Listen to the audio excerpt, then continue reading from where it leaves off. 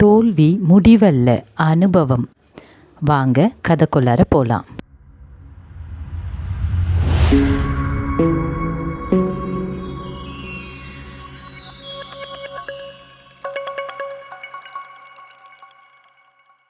இதுதான் எங்கள் குடும்பம். அப்பா, அம்மா, அக்கா, நான் 4 பேர் இருக்கோம். எங்கள் அம்மா கிட்ட ஒரு அழகான முத்துமணி மாலை இருந்துச்சு. நானும் அக்காவும் போய் அம்மா கிட்ட, இந்த முத்துமணி மாலை ரொம்ப அழகாக இருக்குமா, அதனால் எனக்கு கொடுங்க அப்படின்னு கேட்டேன்.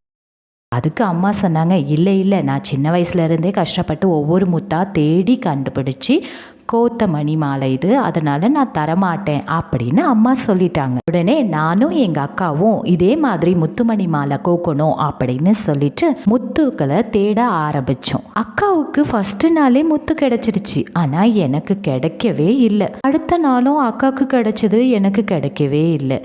இப்படியே ஒரு வாரம் போயிடுச்சு. எனக்கு ரொம்ப கஷ்டமாக இருந்துச்சு. என்னடா இது, ஒரு முத்து மணி கூட கிடைக்கலையே அப்படின்னு. ஆனால் அக்காவுக்கு தொடர்ந்து முத்துமணி ஈஸியாக கிடைச்சிருச்சு. அக்கா பாதி முத்துமணியை கோத்துட்டாங்க. அதை என்கிட்ட காமிச்சு வேற என்னை அழ வைக்கிறாங்க. நானும் ரொம்ப கஷ்டப்பட்டேன். அதுக்கப்புறமா யோசிக்க ஆரம்பித்தேன், எனக்கு மட்டும் ஏன் கிடைக்கலன்ற விஷயத்த. எங்கள் அக்கா முத்துமணி மாலையை விட என்னுடைய முத்துமணி மாலை ரொம்ப பெருசாக இருந்தது. அது மட்டும் இல்லாமல் எங்கள் அம்மா முத்துமணி மாலையை விட என்னுடைய மாலை தான் பெருசாக இருந்தது. இதுக்கு காரணம் தோல்வி தாங்க. தோல்வி தந்த பரிசு தான்.